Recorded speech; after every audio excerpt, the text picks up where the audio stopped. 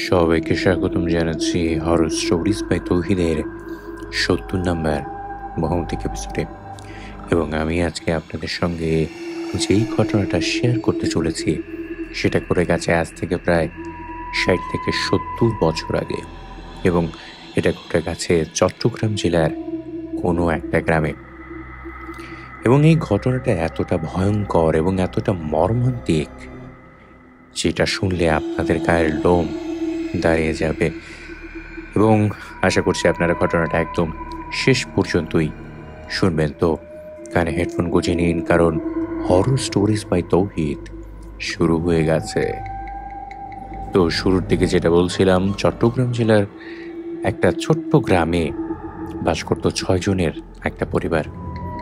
জসিম, সোলেমান, তাদের মা, তাদের ২ স্ত্রী এবং সোলেমানের একমাত্র একটা মেয়ে। তো যে সময়কার ঘটনা বলছি, সেই সময় ওই গ্রামে তেমন একটা লোকের বসবাস ছিল না। মানুষজন ক্ষেত খামার এবং বাজারের দোকান এইসব করেই তারা নিজেদের জীবিকা নির্বাহ করত। তেমনি সোলাইমানদেরও একটা বাজারে দোকান ছিল, তারা মুরগির ব্যবসা করত, এবং সেই দোকানটা সোলেমানের স্ত্রী দেখাশোনা করতো, কারণ সোলেমানের মা প্যারালাইসিস ছিল। উনি বেশি একটা চলাফেরা করতে পারতেন না, যদিও চলাফেরা হালকা করতে পারতেন, তাও হুইল চেয়ারে বসে তাকে কেউ একজন সাহায্য করতে হতো। এবং সোলেমান জাহাজে কাজ করত, এবং মা বছরের ৭ থেকে ৮ মাস সে জাহাজেই থাকতো সমুদ্রে। এবং সোলেমানের স্ত্রী এবং জসিমের স্ত্রী তারা দুজন মিলে ওই মুরগির দোকানটা বাজারে দেখাশোনা করতো এবং বিক্রি বাট্টা করতো। আর সোলেমানের যে স্ত্রী ছিল, সে মুরগি বিক্রির পাশাপাশি রান্না করা খাবারও বিক্রি করত। তো এভাবেই তাদের সংসারটা চলে যাচ্ছিল। যেহেতু সোলেমানের বাবা ৫ বছর আগেই মারা গিয়েছিল, তাই সেই শোকে সোলেমানের মা তিনিও অসুস্থ হয়ে পড়েন এবং ধীরে ধীরে হার্ট অ্যাটাকের পর প্যারালাইজড হয়ে যান। তো এইভাবেই তাদের সংসার চলত। সোলেমান যেরকম জাহাজে কাজ করত, তার ভাই সে তেমন কোনো কাজকর্ম করতো না। তার একটা নেশা ছিল, সেটা হচ্ছে বাজি খেলা, এবং সেটা মোরগ লড়াইয়ের মাধ্যমে। সে তার পোষা মোরগ দিয়ে মোরগ লড়াই খেলতো এবং বাজি ধরত, এটাই ছিল তার নেশা। এবং সোলেমানের যে একমাত্র মেয়ে, সে ক্লাস 2-তে পড়াশোনা করতো স্থানীয় একটা স্কুলে। তো তেমনই একদিন দুপুরবেলা সোলেমান আর জসিমের 2 স্ত্রী তারা নিজেদের মুরগির দোকান থেকে বিক্রি বাট্টা শেষ করে বাড়িতে এসেছে। তো সেই সময় তাদের মেয়েকে নিয়ে সোলেমানও বাসায় ফিরে এসেছে। তো সেই সময়টায় তাদের যে শাশুড়ি, সে অনেক আজে বাজে কথা বলতে লাগলো সোলেমানের বউকে উদ্দেশ্য করে, যে তুমি তোমার একটা মাত্র মেয়ে, তাকেও তুমি স্কুল থেকে আনতে পারো না, তুমি সময় মতো রান্নাও করতে পারো না, আমরা এখন খাবো কি? এখন তো দুপুর অলরেডি 2টা বেজে গেছে, তো এখন কখন তুমি রান্না করবে আর কখন আমরা খাওয়া দাওয়া করবো? তো সে কথাগুলো শুনতে থাকে এবং মনে খুব কষ্ট পায় যে এই সংসারের জন্য সে এত কষ্ট করে বা এত পরিশ্রম করে, কিন্তু তবু তাকে কত কথা তাকে শুনতে হয়।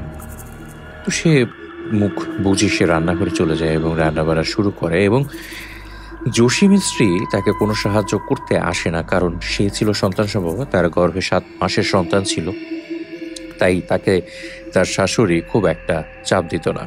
সোলেমানের স্ত্রী খুব কষ্ট পায় ওই কথাগুলো শুনে। তবু সে রান্নাবান্না করে সে সন্ধ্যার সময় তার হাজব্যান্ড সোলেমানের সঙ্গে বের হয়, কারণ সোলেমান আজকেই জাহাজে করে সমুদ্রে চলে যাবে। তো সে যখন পথে যাচ্ছিল একটা গরুর গাড়িতে করে, তখন সে তার স্বামীকে বলে যে আমার শাশুড়ি এবার তোমার মা আমাকে এত বাজে বাজে কথাগুলো কেন বললো? আমার প্রচণ্ড পরিমাণ কষ্ট লেগেছে, কারণ আমি সংসারের জন্য কত কষ্ট করি, তোমাদের দোকানে সময় দেই, আবার রান্না করে খাবারগুলো ডেলিভারি করি, আমি এই সংসারের জন্য কত কষ্ট করি, কতভাবে টাকা উপার্জন করার চেষ্টা করি, কিন্তু তোমার মা আমাকে সুযোগ পেলেই উল্টাপাল্টা কথা শোনায়। আর কখনো তুমিও তো আমাকে এসে বাঁচাও না, কখনো আমার পক্ষে একটা কথাও তো বলো না। তখন সোলেমান বলে যে দেখো, আমি মায়ের উপরে কি বলতে পারি, কিন্তু মনে মনে সেও বিষয়টা ফিল করে এবং সে ওই সময় ঘটনাস্থলে উপস্থিত ছিল, সে দেখেছে তার মা কিভাবে তার স্ত্রীর উপরে উল্টাপাল্টা কথা বলছে। সে তখন তার স্ত্রীকে সান্ত্বনা দেয়, যে বলে যে তুমি সাবধানে থেকো, আমি অবশ্যই তোমাকে এরপর থেকে তোমার পক্ষে কথা বলবো এবং তোমাকে সকল বিপদ থেকে বাঁচাবো। তো এভাবে দেখতে দেখতে তারা জাহাজের কাছে চলে আসে এবং সুলেমান তার স্ত্রীর কাছ থেকে বিদায় নিয়ে এসে চলে যায় সমুদ্রে 6 থেকে 7 মাসের জন্য। সুলেমানের স্ত্রী বাসায় চলে আসে এবং সে সেদিনকার মতো খাওয়া দাওয়া করে সে রাতে ঘুমিয়ে পড়ে। পরের দিন সে সকালে ঘুম থেকে উঠে সে নাস্তা বানায়। নাস্তা বানিয়ে সবাইকে সে নাস্তা খাইয়ে তার মেয়েকে টিফিন দেয়। টিফিন দিয়ে সে তার মেয়েকে বলে, তুমি আজকে মামনি স্কুলে সাবধানে চলে যাও এবং তোমাকে তোমার খালামণি স্কুল থেকে নিয়ে আসবে। তো আগের দিনের বিয়েগুলো তো এক গ্রাম থেকে আরেক গ্রামে হতো, বা এক গ্রামেরই এক বাড়ি থেকে আরেক বাড়িতে হতো। তো সুলাইমানের স্ত্রীর যে বাপের বাড়ি সেটা ওই গ্রামেই ছিল এবং সে তার বোনকে বলে রেখেছিল যে আমি তো দোকানের কাজে একটু ব্যস্ত থাকবো, তুই তো আমার মেয়েকে একটু বাড়িতে দিয়ে যাস। তো এই কথা বলে সে তার মেয়েকে স্কুলে পাঠিয়ে দেয় এবং সে যখন স্কুলে পাঠিয়ে দিল তখনই তার শাশুড়ি পেছন থেকে হুইল চেয়ার চালাতে চালাতে এসে সে বলে যে তুমি কেমন মা, নিজের মেয়েকে পর্যন্ত তুমি স্কুলে দিয়ে নিয়ে আসতে পারো না, তুমি সারাদিন করোটা কি? তো এইভাবে সে আরো 2-3 কথা শুনিয়ে দেয়। তো এই কথা শুনে সুলেমানের স্ত্রী আরো কষ্ট পায় সেখানে এবং সে চলে যায় তার দোকানে, সে তার কাজ করতে সে চলে যায় এবং সে সারাদিনটা ওখানে কাটিয়ে আসে এবং সারাদিন সে দোকানে কাজ করে। তার রান্না করা খাবারগুলো সে সেই বাজারের মধ্যেই ডেলিভার করে। তো এইভাবে সে দুপুরবেলা যখন বাসায় আসে তখন সে শুনতে পায় ভেতর থেকে চিৎকার করে কান্নার আওয়াজ আসছে এবং তার শাশুড়ি কাঁদছে, তার যে বোন যাকে সে বলেছিল সে কান্না করছে এবং এবং সুলেমানের ভাইয়ের যে স্ত্রী এবং সেও সেখানে দাঁড়িয়ে আছে, তার শাশুড়িকে সান্ত্বনা দিচ্ছে এবং সে যে জিজ্ঞেস করে যে মা কি হয়েছে, আপনি কান্না করছেন কেন, সবাই এই অবস্থা কেন? তখন তার শাশুড়ি চিৎকার করে বলতে থাকে যে তুমি কেমন মা, যে তুমি তোমার মেয়েকে সেফ রাখতে পারো না, তোমার মেয়েকে তুমি নিয়েও আসতে পারো না, এত কেয়ারলেস কেন তুমি? এবং তখন সুলেমানের স্ত্রী জানতে পারে যে তার মেয়ে স্কুল থেকে আসার পথে এক ভয়ঙ্কর রকমের একটা অ্যাক্সিডেন্ট করেছে এবং তার মাথায় এবং পায়ে প্রচণ্ড পরিমাণ আঘাত লেগেছে। তো তাদের গ্রাম থেকে প্রায় 8 থেকে 10 কিলোমিটার দূরে ছিল হাসপাতাল। সে হাসপাতালে তার মেয়েকে নিয়ে যাওয়া হয়েছিল এবং সে যে বলেছিল তার বোনকে যে তার মেয়েকে নিয়ে আসার জন্য, সেটা সে ভুলে গিয়েছিল। এই জন্যই এই ভয়ঙ্কর রকমের দুর্ঘটনাটি ঘটেছিল। তো তার বোন তো তার কাছে ক্ষমা চাইতে থাকে বারংবার যে আমাকে ক্ষমা করে দে, আমাকে ক্ষমা করে দে, আমি ভুলে গিয়েছিলাম, আমাকে মাফ করে দে। তো সে আর দিক বিদিক শূন্য হয়ে পড়ে, কিচ্ছু সে বুঝতে পারে না। সে দৌড়াতে দৌড়াতে সে রাস্তা দিয়ে হাঁটতে থাকে যে তাকে দ্রুত হাসপাতালে পৌঁছাতে হবে এবং সে হাসপাতালে যখন পৌঁছায় তখন সে তার মেয়ের কাছে যেতে চায়, কিন্তু ডাক্তাররা বলে যে তোমার মেয়ের অবস্থা এখন এতটা ভালো না, জানি না তোমার মেয়ে বাঁচবে কি বাঁচবে না, কারণ তার মাথায় প্রচণ্ড পরিমাণ আঘাত লেগেছে। তো সে প্রচণ্ড পরিমাণ হতাশ হয়ে সে কান্না শুরু করে। সে প্রচণ্ড কষ্টে কাঁদতে থাকে এবং নিজেকে বলতে থাকে আমি প্রচণ্ড পরিমাণ খারাপ মা, আমার মতো খারাপ মা আর পৃথিবীতে হয়তো নাই, যে তার মেয়েকে পর্যন্ত সেফ রাখতে পারে না। তো এসব কথা ভাবতে ভাবতে সে হাসপাতালের মধ্যেই সে বসে অপেক্ষা করতে থাকে, কিন্তু তার মেয়ের সাথে তার দেখা হয় না। সে অপেক্ষা করতে করতে রাত হয়ে যায় এবং ওই হাসপাতালে যিনি খাবার বিলি করেন, যে রোগীদের খাবার দেন, ওই মহিলা সুলেমানের স্ত্রীর কাছে আসে এবং বলেন যে আপনাকে দেখছি আপনি সকাল থেকে এখানে অপেক্ষা করছেন, আপনার মেয়ের কি অবস্থা? তখন সুলেমানের স্ত্রী বলে আপনি কিভাবে জানলেন যে এটা আমার মেয়ে? তখন বলে যে একমাত্র মাই পারে যে তার সন্তানের জন্য সবকিছু ভুলে, নাওয়া খাওয়া ভুলে এখানে বসে থাকতে। আমি দেখছি আপনি সকাল থেকে কিছু খানওনি।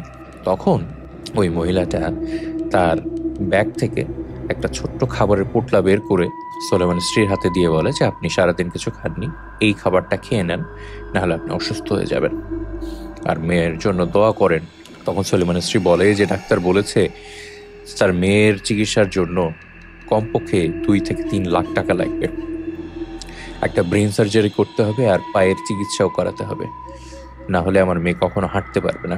এবং আমি আমার বাসায় যখন আমার শাশুড়ির কাছে যখন আমি কথাটা বললাম যে আমার আর্জেন্টলি 2 থেকে 3 লাখ টাকা দরকার আমার মেয়ের চিকিৎসার জন্য, তখন তারা সবাই বললো যে সোলেমানের আসা পর্যন্ত আমরা অপেক্ষা করি। কিন্তু কিন্তু সোলেমান তো আসবে 7 থেকে 8 মাস পর। ততদিন পর্যন্ত যদি আমার মেয়েটা না বাঁচে, তখন আমি বললাম যে আমাদের ঘরটা যদি বিক্রি করে কোনোভাবে টাকা ম্যানেজ করা যায়। তখন সোলেমানের ভাই সাথে সাথে নাও বলে দিল, বলল যে এই ঘরটাতে তো আমাদেরও হক আছে, আর কালকে যদি আপনার মেয়ে না বাঁচে তখন আমরা কোথায় গিয়ে থাকবো। তো এই কথাগুলো তার বুকে শেলের মতো বিঁধছিল। প্রচণ্ড কষ্টে সে কান্না শুরু করে দেয়। তখনই ওই খাবার ডেলিভারি করা যে হাসপাতালের মহিলাটা, সে তার দিকে একটা কাগজ বাড়িয়ে দেয় এবং সে বলে যে ডাক্তারের চিকিৎসা ছাড়া ওই পৃথিবীতে অনেক কিছু আছে যেটা দ্বারা উপকার পাওয়া সম্ভব। যদি কখনো তোমার মনে হয় যে তুমি সেই চিকিৎসা নিতে চাও, তাহলে এই কাগজটা খুলে দেখো। এই কথা বলে ওই মহিলা ওই জায়গা থেকে চলে যায়। তখন এমন একটা সিচুয়েশন ওইখানে তৈরি হয়েছিল যে সোলেমানের স্ত্রী কাগজটা তুলে জাস্ট কোনো মতে ব্যাগে রাখে এবং সেটার কথা সম্পূর্ণভাবে ভুলে যায়। এবং সে তার মেয়ের চিন্তায় প্রচণ্ড পরিমাণ কাতর ছিল। সে এত কিছু মনে করার মতো অবস্থায়ও সে ছিল না।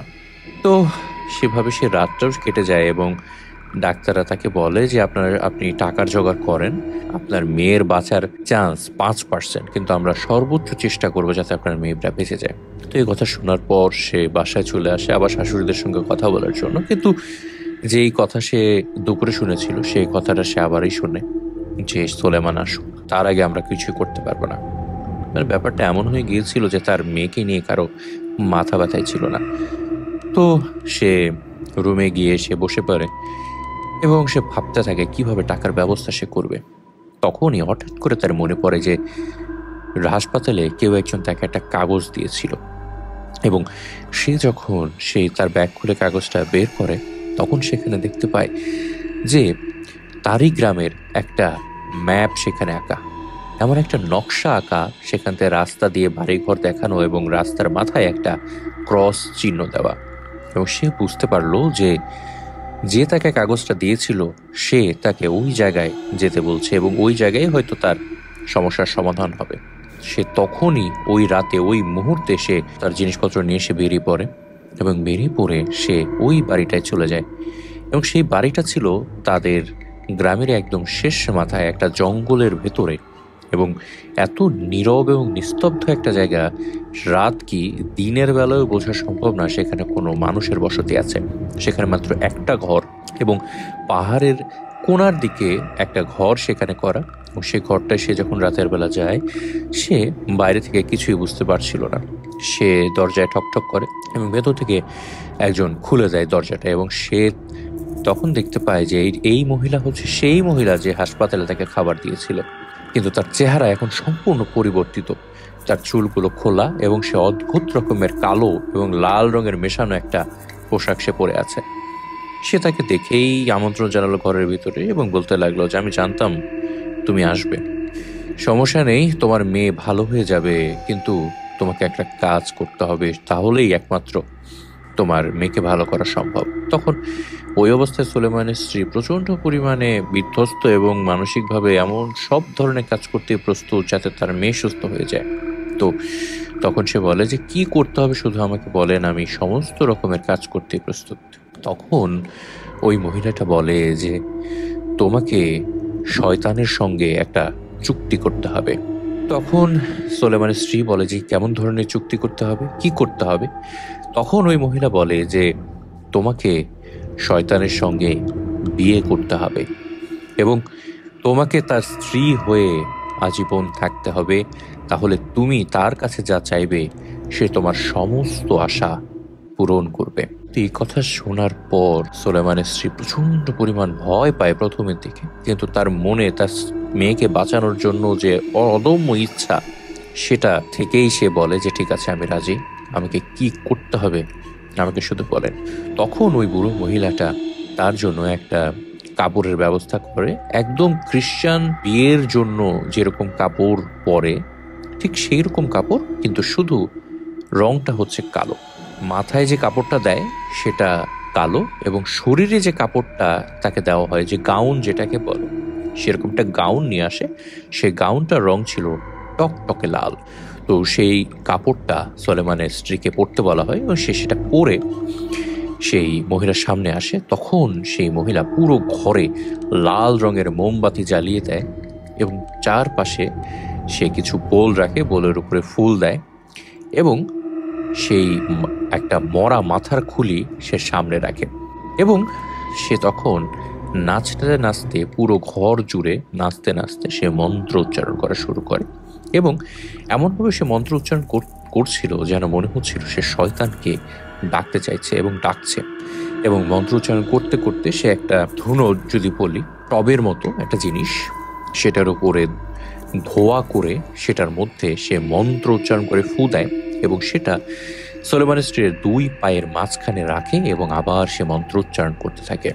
এবং মন্ত্র উচ্চারণ করতে করতে সে একটা কালো মোরগ সে তুলে নেয় এবং সেটার ওই পা যে বোল রেখেছিল চারপাশে, একটা বোলের উপরে সে রেখে উল্টা করে ঝুলিয়ে দেয় এবং মন্ত্র উচ্চারণ করতে করতে সে কালো মোরগটার মাথা সে টেনে ছিঁড়ে ফেলে এবং সেই মোরগের মাথাটা একটা ডালির উপরে সে রাখে এবং সেই মোরগটার পেট চিরে সে কলিজাটা বার করে নেয় এবং সেই কলিজাটা, কাঁচা রক্ত মাখা কলিজাটা সে সোলেমানের স্ত্রীর মুখে দিয়ে দেয় এবং বলে যে এটাকে গিলে ফেলো। একদম যেভাবে যেভাবে বলছিল ঠিক সেভাবেই সোলেমানের স্ত্রী রিচুয়ালটা পালন করছিল এবং একটা পর্যায়ে সোলেমানের স্ত্রীকে ওই মহিলাটা মন্ত্র বলতে বলতে একটা রুমের ভেতরে নিয়ে যায় এবং সেই রুমটা ছিল একটা বাসর ঘর এবং সেই রুমটা এতটা ভয়ঙ্করভাবে সাজানো ছিল যে দেয়ালের মধ্যে লাল রং দিয়ে, টকটকে লাল রং দিয়ে শয়তানের ছবি আঁকা ছিল এবং পুরো রুম জুড়ে লাল রঙের মোমবাতি জ্বালানো ছিল এবং তাদের যে বিছানাটা সেটাও লাল রঙের ফুল দিয়ে সাজানো ছিল।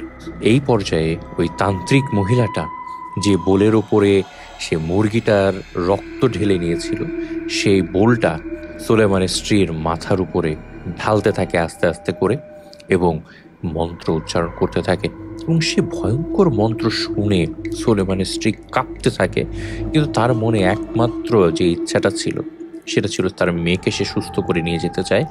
এই জন্য সে সমস্ত কিছু বিসর্জন দিতেও সে দ্বিধাবোধ করেনি সেই সময়টায়।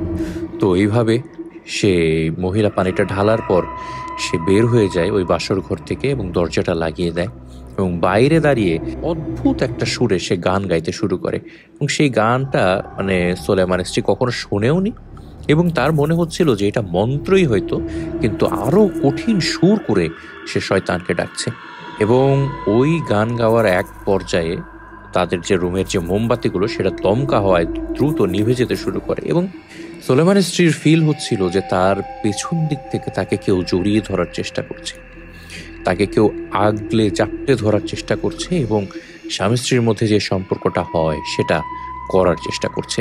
তো এইভাবেই সেই রাতটা সে ভয়ে ভয়ে পার করে দেয় এবং তার ফিল হয় যে তাকে রাতের বেলা কেউ হয়তো ভোগ করেছে, কারণ সকাল হতেই সে দেখতে পায় তার পিছনে, তার পিঠের পিছনে প্রচন্ড পরিমাণ ব্যথা এবং আয়নায় যখন সে দেখতে যায় সে দেখতে পায় যে যদি মাংসাশী কোনো প্রাণী যদি নখ দিয়ে আঁচড় দেয় তাহলে যেরকম দাগ হয় সেই রকম নখের আঁচড়ের দাগ তার পিঠের মধ্যে। কিন্তু সে মনে মনে খুশি হয় যে এর মাধ্যমে হয়তো তার মেয়ে সুস্থ হয়ে গেছে। তো যখন সে কাপড় চেঞ্জ করে হাসপাতালে যায় তখন সে দেখতে পায় যে অবাক করা ব্যাপার, তার মেয়ে সম্পূর্ণ রকমের সুস্থ হয়ে গেছে এবং সে হাঁটতে পারছে, কথা বলতে পারছে।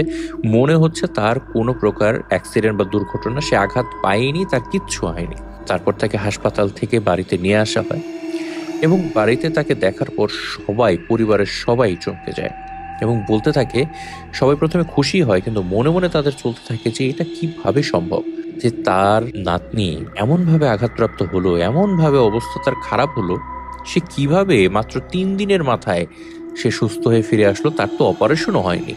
জসিমের যে স্ত্রী ছিল সে মনে মনে সন্দেহ করতে থাকে যে সোলেমানের স্ত্রী হয়তো কালো জাদু করেছে, না হলে কিভাবে এটা সম্ভব যে তার মেয়ে এত দ্রুত সুস্থ হয়ে গেল। তো এটা তাদের মধ্যকার মধ্যেই মনে মনে চলতে থাকে। তো কিন্তু তারা বাহিরে বাহিরে বেশ খুশি হয় যে তাদের মেয়ে ঘরে ফিরে এসেছে এবং সুস্থভাবেই ফিরে এসেছে। তো এইভাবে ওই দিনটা চলে যায়। এর পরের দিন সকালবেলা তার জসিমের যে স্ত্রী, সে বাইরে গৃহস্থালির যে গ্রামে কাজকর্মগুলো থাকে, উঠান ঝাড়ু দেওয়া, মুরগির গুলো খোপ থেকে বের করা, ডিম সংগ্রহ করা, সবগুলো সে করতে থাকে এবং সে দরজা জানলা সব নিচের বাসার খুলে দিয়ে তারপর সে বাইরে এসেছিল। কিন্তু সে তখন দেখতে পায় যে সোলাইমানের স্ত্রী ঘরের দরজা জানলাগুলো সব সে বন্ধ করে দিচ্ছে একে একে। কিন্তু বেলা তখন অনেক হয়ে গিয়েছে, গ্রামের বাড়িতে 7টা মানে কিন্তু অনেক বেলা। তো সেই সময় যখন দরজা জানলা সে সব বন্ধ করে দিচ্ছে, যেটা একদমই অস্বাভাবিক। তো এটা দেখে জসিমের বউয়ের খুব সন্দেহ হয়। তখন সে হাতের ডিমগুলো রেখে সে ঘরের ভেতর যায় এবং দেখতে পায় সোলেমানের স্ত্রী একটা চেয়ারে বসে আছে এবং দেয়ালে একটা ছবির দিকে তাকিয়ে এক মনে মুচকে মুচকে হাসছে আর তাকিয়ে আছে এক মনে। তো এই অবস্থাটা দেখে জসিমের স্ত্রী তখনও খুব একটা সন্দেহ হয় না। সে তখন সোলেমানের স্ত্রীকে বকা দিতে থাকে, কাইন্ড অফ এভাবে বলতে থাকে যে যে ভাবি, এত বেলা হয়ে গিয়েছে, আপনি এখন বসে আছেন, দরজা জানালা সব বন্ধ করে দিয়েছেন, ঘরটা তো স্যাঁতস্যাঁতে হয়ে যাবে, আলো বাতাস একটু ঢুকুক। এই কথাগুলো বলে জসিমের স্ত্রী দরজা জানালা সব একে একে খুলে দেয়। তো ঘরে আলো প্রবেশ করতে থাকে। তো ওই মুহূর্তে সে শুনতে পায় ঘরের যে সদর দরজা সেটা খুলে কেউ ঢুকছে। তো সে তখন একটু সজাগ হয় যে এখন কে আসবে এত সকালে। সে যখন সদর দরজার দিকে যায় এগিয়ে, তখন দেখতে পায় সোলেমানের স্ত্রী এবং তার মেয়ে হাঁটতে হাঁটতে আসছে। তো এই দৃশ্য দেখার পর সে প্রচন্ড পরিমাণ ভয় পেয়ে যায়, কারণ সে তো একটু আগে সোলেমান স্ত্রীকে ঘরের ভেতরে বসা অবস্থা দেখে আসলো, তাহলে এটাকে আর ওটাকে। তো সে তাদেরকে দেখে চমকে যায়। তখন সোলেমানের যে মেয়ে সে জসিমের স্ত্রীকে সালাম দেয়, বলে যে চাচি সালাম আলাইকুম।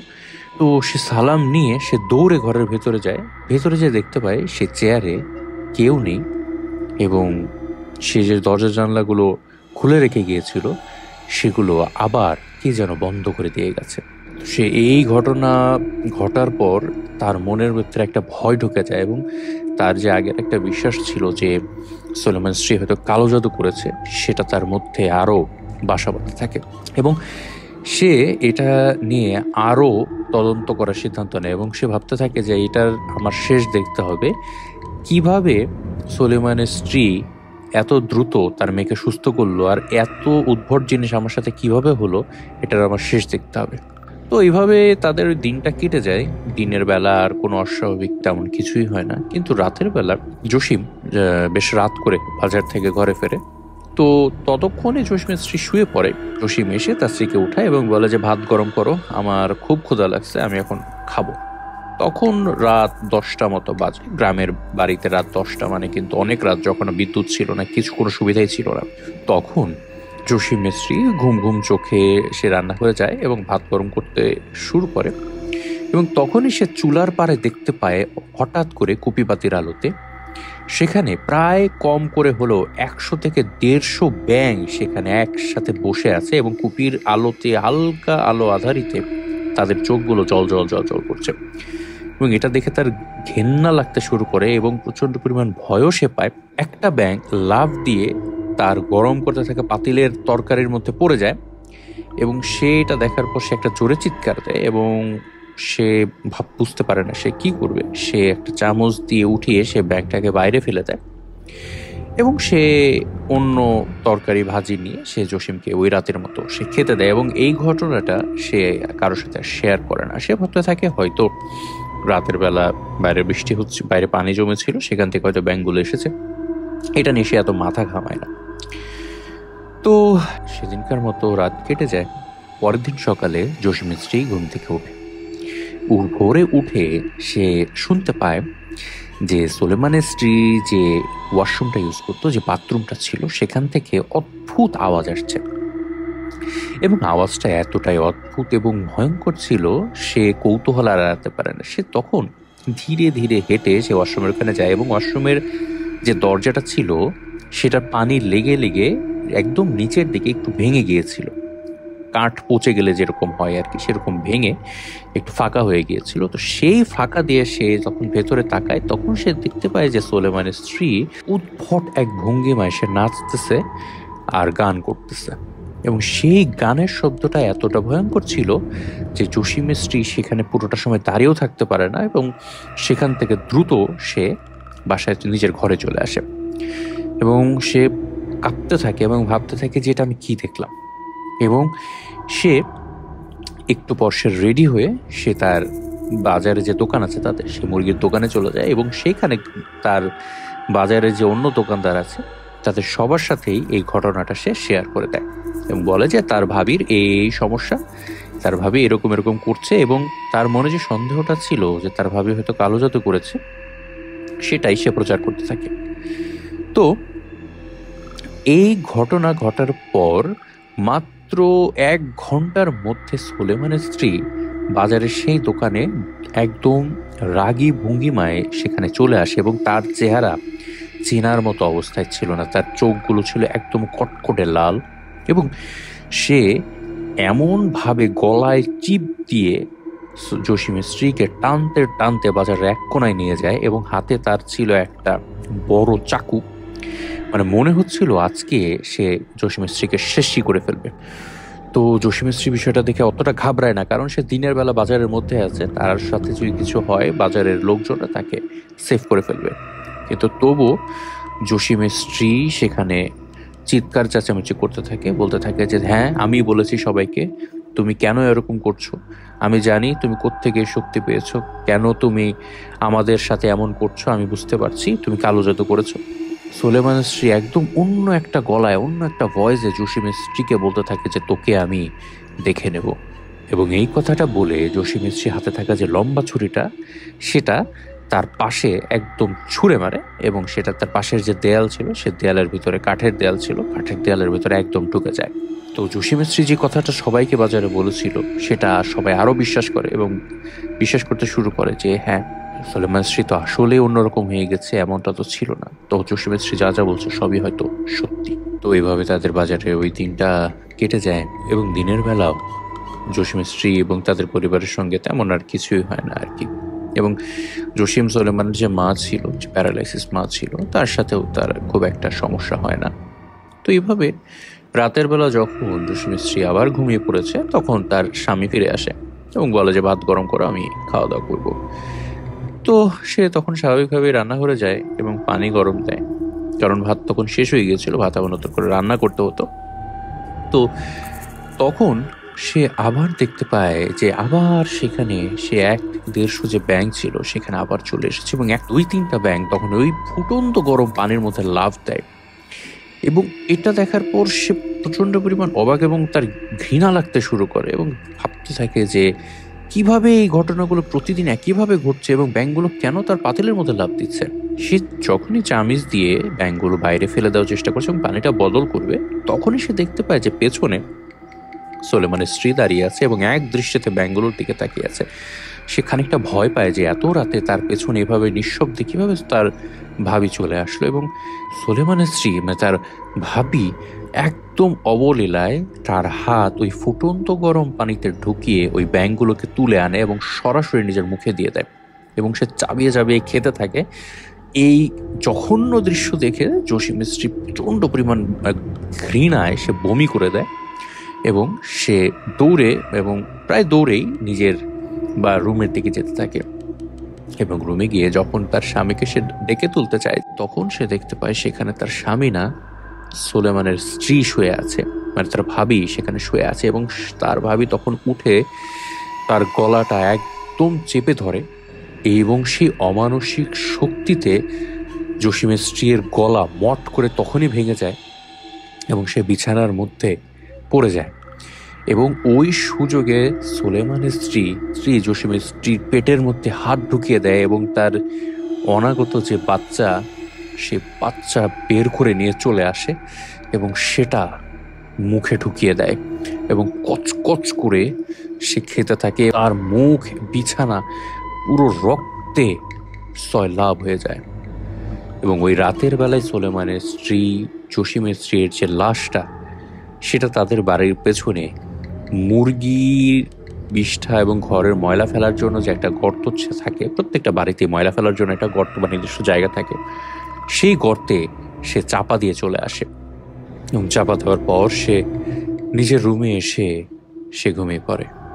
এবং এই যে সমস্ত ঘটনা তার মাথা থেকে একদম চলে যায়, কারণ এই খুন বা এই যে অদ্ভুত কার্যক্রম এগুলো সে নিজে করছিল না, এগুলো সবই করছিল তার ভেতরে থাকা তার শয়তান স্বামী। কারণ তার শয়তান স্বামী দেখছিল তার স্ত্রীকে সবাই অসম্মান করছে, এবং যারা যারা অসম্মান করছে তাদেরকে উচিত শিক্ষা দিতেই তার ভেতরে ভর করে সে সবাইকে মেরে ফেলছিল। তো যখন দিন হয় তখন সবাই বাসার মধ্যে খোঁজাখুঁজি করতে থাকে যে জসিমের স্ত্রী কোথায় গেল, জসিমের স্ত্রী কোথায় গেল। এবং সবচেয়ে ভয়ঙ্কর ব্যাপার হলো যে জসিম ওই রাতে বাসায় ফেরেনি, এবং সে ফেরে তার পরের দিন রাত্রেবেলা। এবং এসে যখন শোনে যে তার বউ নিখোঁজ, সে প্রথমে কিছুটা বিচলিত হয় না, বলতে থাকে যে তার বউ কোথায় গেছে বলতে পারছে না, হয়তো বাপের বাড়ি যেতে পারে। কিন্তু এই প্রেগনেন্ট অবস্থায় বাপের বাড়ি কিভাবে যাবে সেটাও তো একটা প্রশ্ন। তো সে যেয়ে তার বড় ভাবিকে ধরে এবং বড় ভাবিকে যথেষ্ট পরিমাণ অপমান করে যে তুমি আসার পর থেকে আমাদের সংসারটা শেষ হয়ে গেছে, আমাদের সংসারে আগে অনেক শান্তি ছিল, তুমি আমাদের সংসারে যত অশান্তির কারণ। এই উল্টাপাল্টা কথা বলে সে তার রুমে চলে যায়। তার পরের দিন ছিল অমাবস্যার রাত, মানে প্রতি সপ্তাহে শয়তানকে যে ভেট দেওয়ার কথা ছিল সেদিন ছিল সেদিন। তার মানে হচ্ছে একটা মুরগির মাথা এবং আরও কিছু জিনিসপত্র দিয়ে ডালি সাজিয়ে সে ময়লার স্তূপে গিয়ে রেখে আসতে হয়। তো সে সবার অগোচরে সেই জসিমের যে পালা যে মোরগ লড়াইয়ের যে মোরগগুলো ছিল সে শক্তিশালী মোরগগুলো থেকে একটা মোরগ নিয়ে সেটার মাথা কেটে নেয় এবং সে ডালি সাজিয়ে সে ময়লার স্তূপের মধ্যে যেয়ে ফেলতে যায়, তখন দেখতে পায় যে একটা হাত সেখান থেকে বের হয়ে আছে। এবং সে হাতটা দেখে সে ভয় পায়, এবং আরও গভীরে যখন সে দেখে ময়লাগুলো সরিয়ে, তখন দেখতে পায় সেটা জসিমের স্ত্রীর লাশ। এবং সেটা দেখে সে অবাক হয়ে যায় এবং প্রচণ্ড পরিমাণ ভয় পেয়ে যায়, কারণ সে তো নিজের সেন্সে কখনোই এই কাজটা করেনি। সে তখন দ্রুত সেই তান্ত্রিক মহিলার কাছে চলে যায় এবং গিয়ে বলতে থাকে যে এসব আমার সাথে কেন হচ্ছে, আমার পরিবারের লোকজনকে কেন আমি মেরে ফেলছি, কেন তারা মারা যাচ্ছে। তখন ওই তান্ত্রিক মহিলা বলে যে তুমি এক চুক্তি স্বাক্ষর করেছ, এই রক্তের চুক্তি কোনোভাবেই খণ্ডন করা যাবে না, এবং সেই শয়তান হচ্ছে তোমার স্বামী, এবং তোমাকে যারাই অপমান করবে, যারাই তোমার সাথে খারাপ ব্যবহার করবে তাকেই সে শাস্তি দেবে আর মেরে ফেলবে। এবং তুমি তোমার মেয়ের বিনিময়ে রক্ত দিয়ে এই চুক্তি করেছ, এই চুক্তি কোনোভাবেই ভঙ্গ করা যাবে না, যদি ভঙ্গ করো তাহলে তোমাদের সবাই দ্রুত মারা যাবে আর তুমিও মারা যাবে, এবং তোমার মেয়ে সবার আগে মারা যাবে।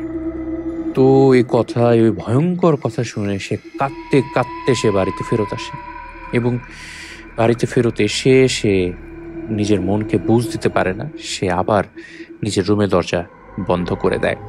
এবং জসিম যখন রাতের বেলা তার মোরগ নিয়ে বের হবে, যে আবার মোরগ খেলতে যাবে, সে যেহেতু মোরগ লড়াইয়ে নিজের মোরগদের লড়াই করে এবং বাজি খেলে, তো মোরগ নিয়ে যখন সে বের হবে তখন দেখতে পায় তার ঘরে যে মোরগটা নিয়ে বের হবে সেই মোরগটার গলা কাটা, মরে সে পড়ে আছে।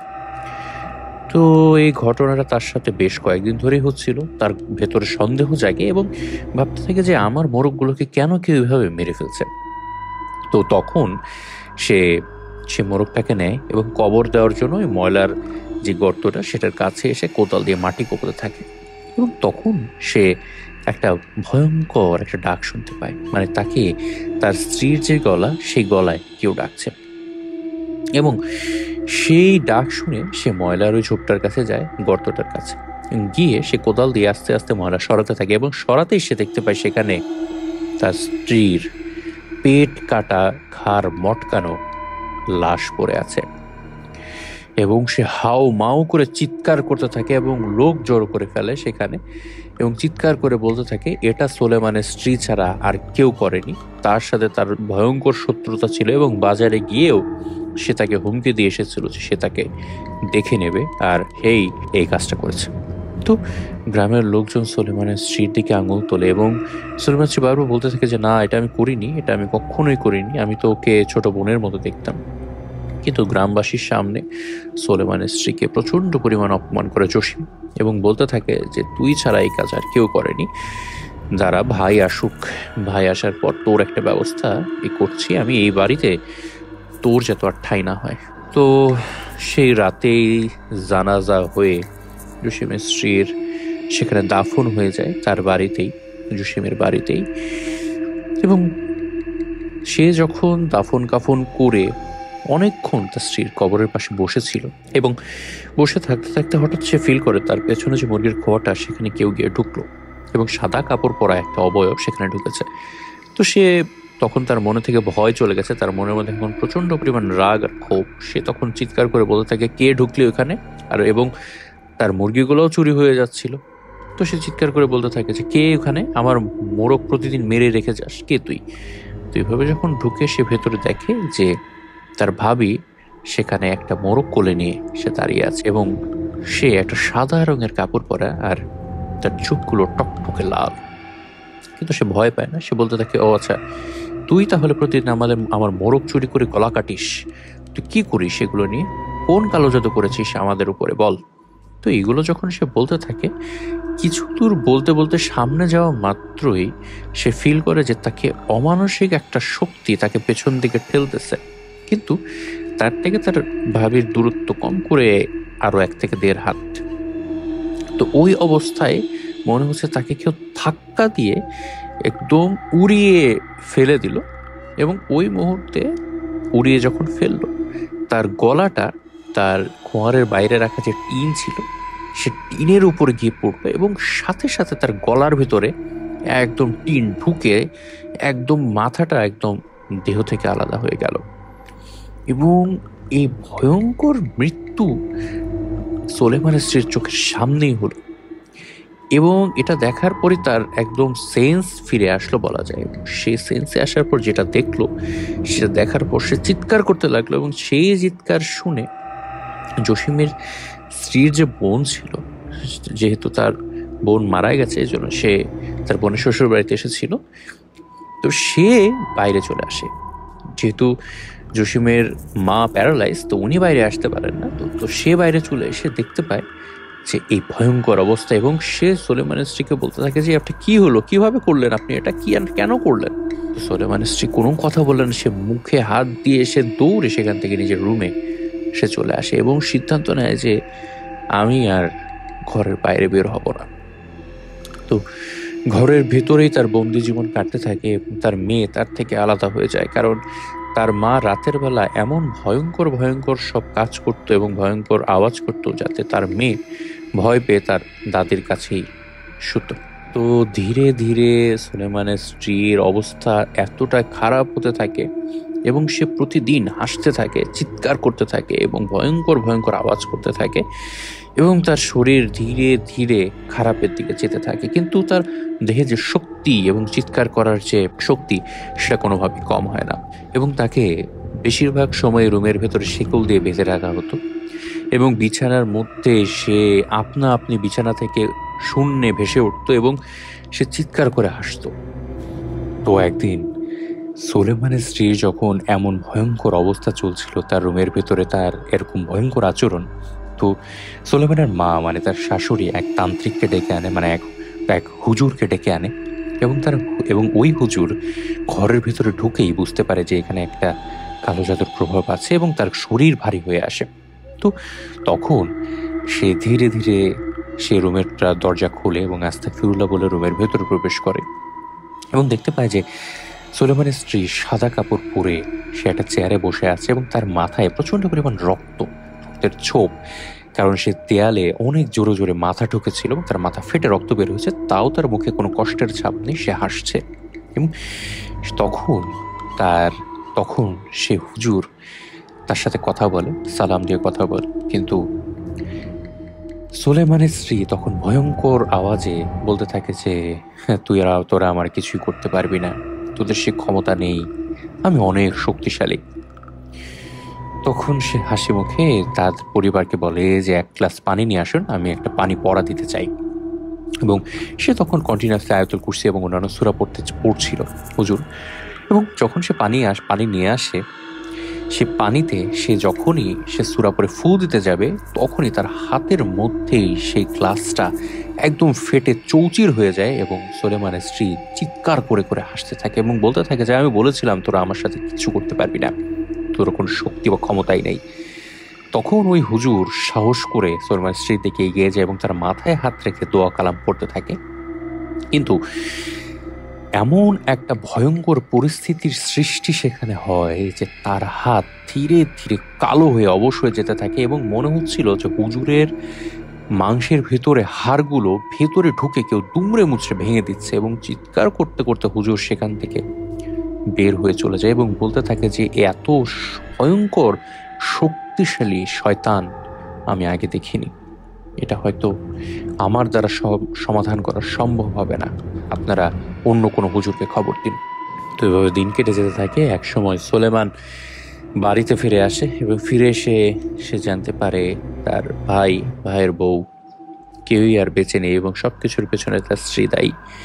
সে কোনোভাবে মেলাতে পারে না যে তার স্ত্রী কিভাবে এতগুলো নিরপরাধ মানুষকে হত্যা করলো। তার স্ত্রী তো এমন ছিল না, যদিও সে যাওয়ার আগে কষ্ট প্রকাশ করেছিল যে তার মা তার সাথে দুর্ব্যবহার করে, তার ভাইয়ের বউ তার সাথে দুর্ব্যবহার করে, তার ভাইও তার সাথে দুর্ব্যবহার করে, সে অনেক কষ্টে আছে।